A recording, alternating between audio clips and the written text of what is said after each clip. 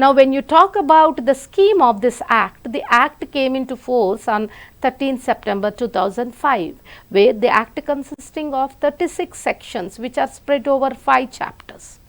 Now, chapter 1 basically gives you preliminary, that is what is the extent of this particular act, and important definitions which are given under section 2 of the act. Chapter 2 basically talks about the definition of domestic violence, what amounts to what extent the domestic violence is.